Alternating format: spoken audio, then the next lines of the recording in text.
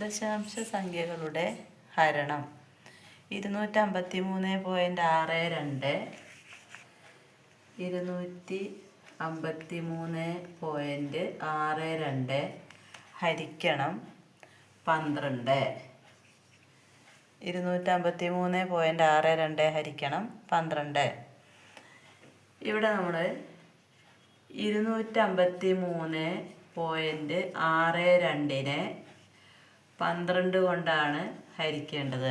253.62 ഹരിക്കണം 12.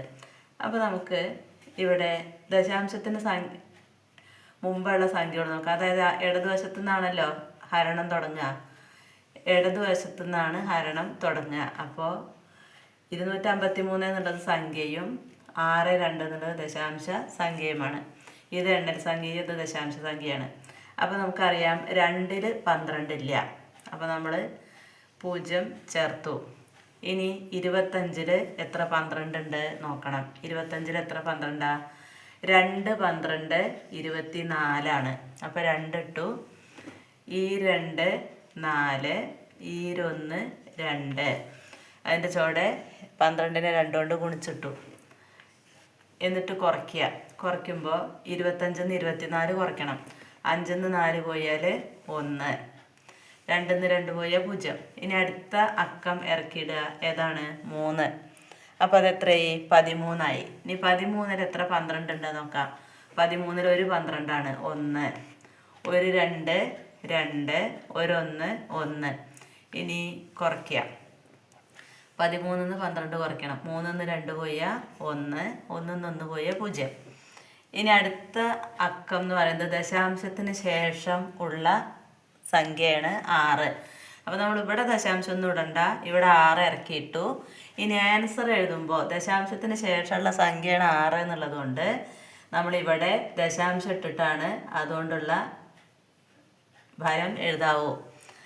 അപ്പോൾ 16ആണ്. 16-ൽ എത്ര 12? 1 തന്നെ അല്ലേ? ഒരു 2 2, ഒരു 1 1. ഇനി കുറയ്ക്കുക. 6-ന്ന് 2 പോയാൽ 4, 1-ന്ന് 1 പോയാൽ 0. ഇനി അടുത്ത അക്കം ഇറക്കിയിടുക. ഏതാണ്? 2.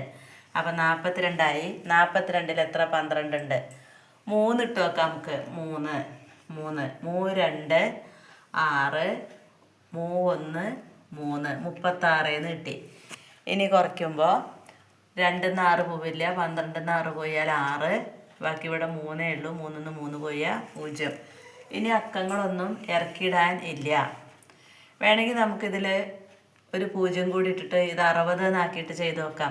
അപ്പോൾ ഇവിടെ ഇല്ലാത്ത സംഖ്യയാണ് 0. ആ 0 നമ്മൾ അഡീഷൻ്റെ ഇടുമ്പോൾ സാധാരണയായിട്ട് നമ്മൾ ചെയ്യുക ഇവിടെ ദശാംശം ഇടണം വേണ്ടേ? പക്ഷേ ഇത് ദശാംശ സംഖ്യ ഇവിടെ ദശാംശം വന്നതുകൊണ്ട് നമുക്കിനി ഇവിടെ ഒരു 0 ഇട്ട് കൊടുത്താലും ദശാംശം ഇടണ്ട. കാരണം ഇവിടെ ദശാംശം വന്നിട്ടുണ്ട്.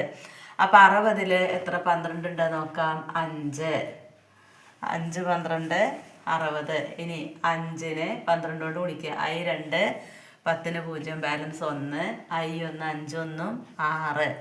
അപ്പോൾ എത്ര കിട്ടി? 60 എന്ന് കിട്ടി. ഇനി കുറയ്ക്കുമ്പോൾ 0 കിട്ടും. അപ്പോൾ നമുക്ക് എത്രയാണ് അതിൻ്റെ ആൻസർ കിട്ടിയത്?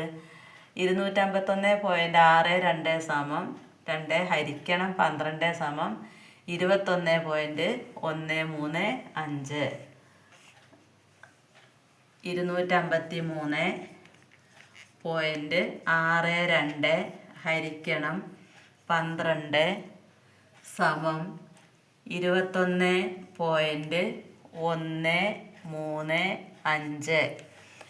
ദശാംശത്തിന് ശേഷം 2 സംഖ്യയാക്കിയിട്ട് നമ്മൾ കൃത്യമാക്കിയിട്ട് എഴുതുമ്പോൾ എങ്ങനെ വരും? ഇത് 21.1 3-ന് ശേഷം 3 വരെ ആക്കിയിട്ട് നമ്മൾ നിർത്തണം വെച്ചിട്ടാണ്. 2 സ്ഥാനത്തിന് ശേഷം ഒഴിവാക്കണം വെച്ചിട്ടാണ്. അപ്പോൾ അതിന് ശേഷം വരുന്ന ഈ സംഖ്യ 5 5-ൽ കൂടുതലോ ആയാൽ ഈ 3 എന്നുള്ളത് ഒന്നും കൂടി കൂട്ടി 4 ആവും. അല്ല 5-ലും ചെറുതാണെങ്കിൽ നമ്മൾ ഒഴിവാക്കുകയാണ് ചെയ്യുക. ഇത് 5 ആയതുകൊണ്ട് 3 എന്നുള്ളത് 4 ആവും. അപ്പോൾ എത്ര കിട്ടും ആൻസർ?